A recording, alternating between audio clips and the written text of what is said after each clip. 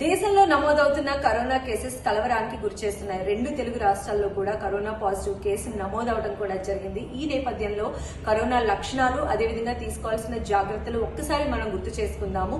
గొంతు నొప్పి కానీ, శ్వాస తీసుకోవడంలో ఇబ్బంది పడటం కానీ, రుచి వాసన కోల్పోవడం కానీ, జ్వరం కానీ, దగ్గు కానీ ఇలాంటి లక్షణాలు ఉన్నట్లయితే డెఫినెట్ గా కూడా కోవిడ్ టెస్ట్ చేయించుకోవడం అనేది చాలా ఉత్తమం. ఒకవేళ కోవిడ్ టెస్ట్ లో పాజిటివ్ కనుక వచ్చినట్లయితే 14 రోజులు ఐసోలేషన్ లో ఉండటం కూడా చాలా బెటర్.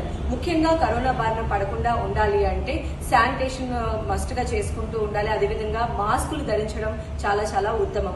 మన రద్దీ ప్రదేశాల్లో ఉన్నప్పుడు కూడా శానిటేషన్ చేసుకుంటూ ఉండటం వల్ల ఈ కరోనా వ్యాప్తి అనేది తగ్గుతుంది. అంటే ఒకవేళ మనం రద్దీ ప్రదేశాల్లో ఉన్నప్పుడు కానీ, లిఫ్ట్లు యూజ్ చేసినప్పుడు కానీ, ఏదైనా పబ్లిక్ ట్రాన్స్పోర్ట్ యూజ్ చేసినప్పుడు చేతులకు డైరెక్ట్ గా అక్కడ పట్టుకున్నటువంటి వస్తువులను డైరెక్ట్ గా మన నోరు కానీ, మొహానికి కానీ, ముక్కుకు కానీ తగలకుండా చూసుకోవాలి. వెంటనే సబ్బుతో చేతుల్ని 40 నుంచి 60 నిమిషాల పాటు క్లీన్ చేసుకోవటం చాలా చాలా బెటర్ అవుతుంది. శానిటేషన్ మస్ట్ గా ఉండాలి. మనిషికి మధ్య 6 అడుగుల డిస్టెన్స్ అనేది ఉండాలి.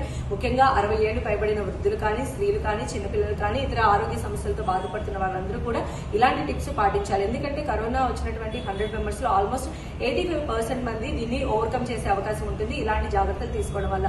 మరి ఇంకెందుకు ఆలస్యం? కరోనా కేసెస్ ఇంక్రీజ్ అవ్వకుండా ఉండాలంటే డెఫినెట్ గా ఈ రోజు నుంచి మనం ఇలాంటి ప్రికాషన్స్ అన్ని మళ్ళీ పాటిద్దాం.